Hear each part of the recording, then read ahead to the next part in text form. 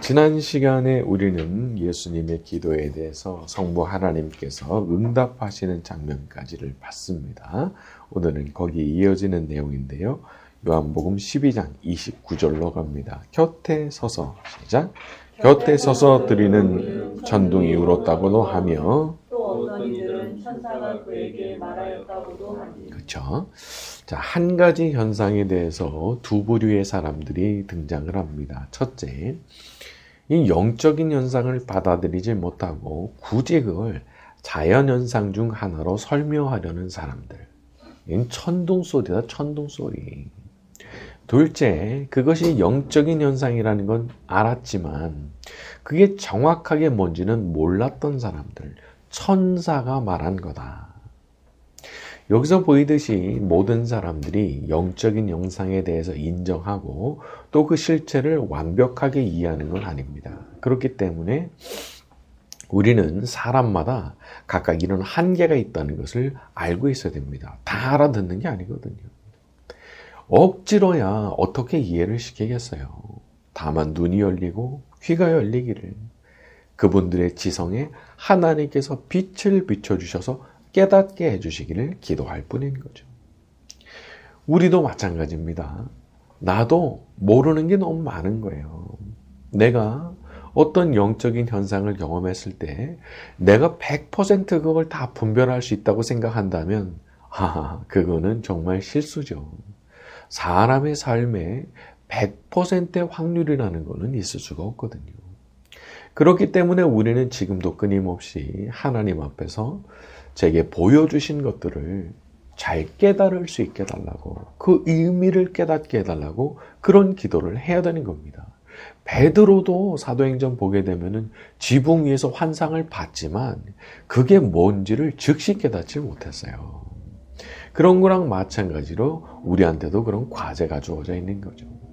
오늘 밤 우리가 기도할 때 우리 하나님께서 우리 모두에게 비밀을 깨달아라는 그런 신령한 지혜를 주시기를 바랍니다. 자, 우리 30절로 갑니다. 예수께서 시작. 예수께서 대답하여 이르시되 너희를 위한 것이니라. 예수님께서 말씀하시기를 이렇게 성부 하나님께서 직접 음성을 들려주신 이유가 너희를 위한 거라고 말씀하셨습니다. 나를 위한 것이 아니요 너희를 위한 것이니라. 성부 하나님께서 지금 예수님의 제자들을 어떻게 다루고 계시는지가 보이는 겁니다. 다시 말해서 영적으로 계속 자라나도록 키워가고 계시는 거예요. 아마 이 당시 제자들이 성부 하나님의 이 음성을 들었어도 그걸 즉시 깨닫는 사람은 없었을 거예요. 그렇지만 사도 요한이 이렇게 복음서 안에 이 내용을 이렇게 기록을 한 걸 보면은 나중에서야 깨닫게 된 겁니다. 나중에서야. 이게 예수님의 죽으심에 관한 말씀이었구나. 우리도 마찬가지죠. 하나님께서는 우리 모두를, 예수님의 제자된 우리 모두를 오늘도 이렇게 점차 성장하도록 이끌고 계신 겁니다. 지금은 좀 어리석을 수도 있어요. 지금은 좀 지혜가 모자라서 깨닫지 못할 수도 있습니다. 하지만 하나님께서는 한없이 자비로운 마음으로 우리를 대하시면서 우리가 점차 자라나도록 하고 계시는 거죠. 여러분, 우리 중에 누구도 성부 하나님으로부터 방치된 사람은 한 명도 없는 겁니다. 더딜지라도 내가 나 자신의 성장을 체감하지 못하고 있을지라도 하나님은 저 너머에서 나를 위해서 계속 일하고 계신 거예요. 내가 자라나도록 말이죠. 전능하신 하나님의 계획에는 실패가 없다는 사실을 우리는 기억해야 됩니다. 복음서 안에서 제자들, 예수님 부활하시던 그 시점까지도 얼마나 실수 많이 해요. 얼마나 어리석은 짓을 많이 합니까? 그렇지만 결국에는 아주 위대한 모습으로 자기의 생애를 마치게 하셨잖아요. 우리도 마찬가지입니다. 우리를 향하신 하나님의 계획은 실패하시는 법이 없어요. 결국에는 우리도 자라게 하시고 변화되게 하시고 결국에는 지극히 선한 결말에 도달하게 하시는 거죠. 반드시 그렇게 해주실 줄로 믿습니다. 자, 우리 31절로 갑니다. 이제 시작. 이제 이 세상에 대한 심판이 이 세상에는 이 세상 임금이라고 불리는 존재가 있습니다. 그게 바로 우리가 알고 있는 사탄이죠. 근데 그 사탄과 사탄이 지배하는 세상에 대한 심판이 이르렀다는 겁니다. 예수님께서 이 땅에 오신 이유, 이 세상을 비극으로 만들고 있는 아주 난장판으로 만들고 있는 사탄과 그 지배 세력을 끝장내기 위해서 오셨다는 거예요. 그러니까 이 세상은 저 악한 영적 존재를 처단하지 않으면 근본적 문제가 해결이 안 되는 거예요. 역사가 발전하는 것 같아 보였는데 또다시 뒤로 후퇴하고 또다시 뒤로 후퇴하고 전쟁 같은 거 일어나지 않을 줄 알았는데 갑자기 전쟁이 일어나고 전쟁이 일어나고 이게 어떻게 된 거예요? 끝도 없이 반복되는 그 이면에 이 악한 영적 존재가 있는 것이고 이 사탄을 해결하지 않는 한은 이게 해결이 안 된다는 겁니다. 우리가 알고 있어야 됩니다. 우리가 아주 이렇게 영적인 세상에 살고 있는 거거든요. 그리고 이런 아주 악한 영적 존재들이 지배하는 세상 가운데 살고 있다는 것을 알고 있어야 되는 거예요. 그럼 사람이 이 악한 임금으로부터 자유를 얻는 거 이거 마음대로 되느냐? 천만의 말씀이죠. 하나님 아들의 능력 아니면 안 되는 겁니다. 불가능한 겁니다. 더 강한 능력이 없으면 저 사탄으로부터 우리를 빼낼 능력이 없는 거거든요. 그래서 우리가 이렇게 참 예수님 믿고 예수님 안에서 하나님 자녀 돼서 살아가는 게 너무너무 복된 일인 거예요. 우리를 사탄으로부터 뺏어 오신 것이거든요.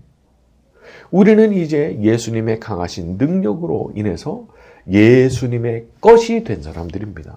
로마서 14장에 우리가 살아도 주를 위하여 살고 죽어도 주를 위하여 죽나니 그러므로 사나 죽으나 우리가 주의 것이로다.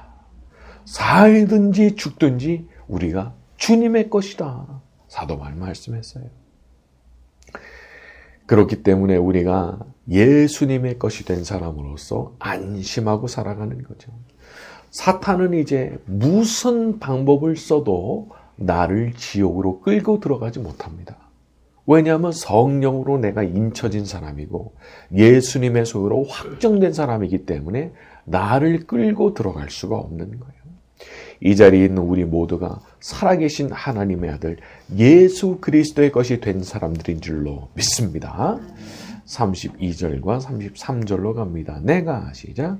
내가 땅에서 들리면 모든 사람을 내게로 이끌겠노라 하시니 이렇게 말씀하시면 자기가 어떠한 죽음으로 죽을 것을 보이심이러라. 예수님께서 땅에서 들리신다 하는 것은 두 가지 장면이 떠오르게 하는 겁니다. 하나는 광야에서 모세가 놋뱀을 장대에 달아서 들어 올렸던 장면이고 또 하나는 예수님께서 직접 십자가에 매달리셨던 장면이죠. 광야에서의 놋뱀, 불뱀에 물린 사람을 낫게 하고 다시 생명을 얻게 했던 그 일이 일어났던 것처럼 예수님의 그 십자가 죽으심을 통해서도 우리가 낫게 되고 새로운 생명을 얻게 되는 거죠. 그런데 그렇게 우리가 낫게 되고 새로운 생명을 얻게 되는 그 과정에는 뭐가 있느냐? 예수님께서 저 높은 곳 십자가에 매달려 죽으시는 그 일이 필요했던 겁니다. 우리가 예수님 믿으면서 받게 되는 모든 종류의 복은 저절로 이루어진 게 아니죠. 하나님의 아들께서 너무나 고통스러운 대가를 치르심으로써 우리가 그것을 받게 된 겁니다.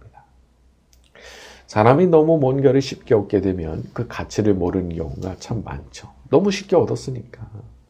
그런데 우리가 보기에는 너무 쉽게 얻은 걸로 보이는 그것이 예수님께서 얼마나 많은 희생을 치르시면서 우리한테 주신 건지를 그게 그냥 깨달아지는 그 순간 그때 사람이 통곡하게 되는 겁니다. 그 앞에 완전히 굴복하게 되는 거예요. 우리가 그냥 이 자리에 있게 된 거 아닙니다. 우리 예수님께서 그만한 대가를 치르심으로 인해서 우리가 이 자리에 나와 있게 된 거죠. 그러니까 우리가 평생에 아주 예수님의 십자가와 그분의 희생에 대해서 감사드리지 않을 수가 없고 그분 앞에 찬송을 올려드리지 않을 수가 없는 거예요. 찬송가 가사에 있죠. 밤낮 불러서 찬송을 드려도 늘 아쉬운 마음 뿐일세. 딱 정말 우리의 마음이라고 할 수 있는 거죠. 우리를 위해서 그 많은 희생을 감내하신 예수 그리스도의 이름을 영원히 찬송하며 살아가는 저와 여러분이 되기를 바랍니다. 자, 우리 34절로 갑니다. 이에 시작. 이에 무리가 대답하되 우리는 율법에서 너희는 어찌하여 인자가 들려야 하리라 하느냐. 이 인자는 누구냐. 근데 무리들이 예수님의 말씀에 대해서 반론을 제기합니다. 우리는 율법에서 그리스도가 영원히 계신다고 들었는데 당신은 왜 인자가 뭐 들리네 마네 이런 소리를 하느냐 말이에요. 물론 성경에는 그리스도께서 영원히 계시는 분이란 말씀도 나옵니다. 하지만 그와 동시에 그분이 많은 고난을 받고 죽으실 것이란 사실에 대해서도 말씀이 나오거든요. 사람이 그런 거예요. 자기가 듣고 싶은 것만 듣는 겁니다. 자기가 생각할 때 고난받는 그리스도, 고난받는 메시아, 용납이 안 되는 거예요. 아니, 우리를 구하러 오시는 강하신 메시아께서 왜 고난을 받아? 말도 안 되는 소리 안에 그런 식으로 생각한 거죠. 그러니까 한편으로는 성경에 이 말씀이 있지만은 그 고난에 대한 말씀 자체를 자꾸 외면하는 거예요. 버젓이 있지만 없다고 생각하는 거예요. 우리는 항상 말씀 앞에 겸손하고 또 정직한 마음으로 서려고 해야 됩니다. 왜냐하면 사람의 마음이 이렇게 삐뚤어져 있으면은요, 그 삐뚤어진 마음이 이 성경 말씀까지도 왜곡시켜서 듣게 하더라고요. 듣고 싶지 않은 거는 안 듣게 만들어 버리더라고요. 내 삐뚤어진 마음이 말이죠. 참 이게 안타까운 일이지만은 저 자신의 경험을 돌이켜봐도 참 이런 거 저도 많이 한 것 같아요. 성경을 읽는데 이거 뭔지 모르게 나에 대한 말씀인 것 같아요. 그러니까 그런 게 스쳐요 그냥 생각에. 그런데 아예 아니라고. 나는 여기에 해당 안 된다고. 머리를 흔들고 그냥 지나가는 거죠. 자, 그런데 나중에 아주 많은 일들이 벌어지고 나서 제가 알게 된 거예요. 내가 바로 그 사람이구나. 성경에서 지적하셨던 바로 그 사람. 그게 나였구나. 아주 많은 일이 벌어지고 나서야 그걸 알게 되고 인정하게 되더라고요. 그 제가 깨닫고 나서 얼마나 눈물을 흘렸는지 몰라요. 그런 걸 좀 순순히 빨리빨리 깨달았다 그러면 얼마나 좋았을까. 그게 너야. 너 바꿔야 돼. 말씀하셨을 때. 너 달라져야 돼. 말씀 주셨을 때. 그 자리에서 바로 무릎 꿇고 다 인정하고 순순히 회개하고 바꿨다고 그러면 얼마나 좋았을까. 너무 고생 많이 하고 나서 깨달으니까 참 안타깝더라. 하지만 이렇게 오늘 우리에게 말씀 들려주실 때 기회를 놓치지 않고 겸손히 회개의 자리로 나가서 용서를 구한다면 우리 주님께서 분명히 우리에게 자비를 베풀어 주실 줄로 믿습니다. 자, 우리 35절과 36절입니다. 예수께서 시작. 예수께서 이르시되 아직 잠시 동안 빛이 너희 중에 있으니 빛이 있을 동안에 가며 어둠에 붙잡히지 않게 하라. 어둠에 다니는 자는 그 가는 곳을 알지 못하느니라. 너희에게 아직 빛이 있을 동안에 빛을 믿으라. 그리하면 빛의 아들이 되리라. 예수께서 이 말씀을 하시고 그들을 떠나가서 숨으시니라. 35절에 아직 잠시 동안 빛이 너희 중에 있으니 빛이 있을 동안에 다녀 어둠에 붙잡히지 않게 하라. 사람이 예수님 없는 곳으로 돌아다니는 거 어둠에 붙잡히게 되는 겁니다. 여기서 어둠은 단지 빛이 없는 상태가 아니죠. 살아있는 인격처럼 살아있어가지고 이게 빛 대신 예수님의 반대편에 있는 어떤 존재를 의지하는 겁니다. 세상에는 어둠이 존재합니다. 그냥 다니면 예수님 없이 다니면 사탄한테 확 잡히는 거 순식간이에요. 어둠이 확 접어버려요. 얼마나 두려운 일이에요. 예수님께서는 아직 빛이 있는 동안이라고 말씀하셨습니다. 무슨 뜻인가요? 내가 지금 같이 있는 지금 이 시간, 어둠이 자기 능력과 권세를 다 발휘하지 못하는 지금 이 시간, 바로 이때 나를 믿으라고 말씀하신 겁니다. 보면 사람에게 기회는 영원하지 않은 것이고 늘리는 게 아니더라고요. 그러니까 기회가 왔을 때 잡아야죠. 보면 기회를 놓치는 분들이 있습니다. 딱 제가 볼 때 지금이 딱 은혜 받을 때고 뭔가 이제 자기 삶에 정말 긍정적인 신호가 생겼어요.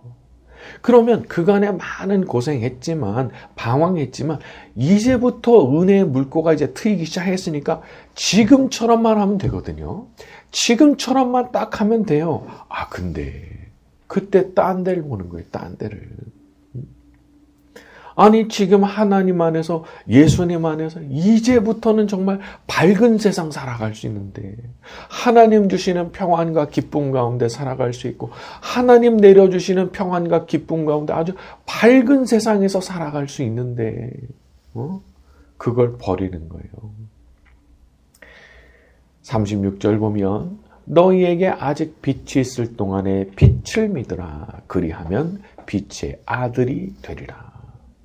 빛 대신 예수님을 믿게 되면 빛의 아들 된다는 거예요. 빛의 딸이 된다는 거예요. 저는 이 비유를 가만히 묵상하다가 야 이거 정말 멋지다라는 생각을 하게 됐어요. 나 같은 사람이 빛의 아들이 된다. 나 같은 사람이 빛의 딸이 된다.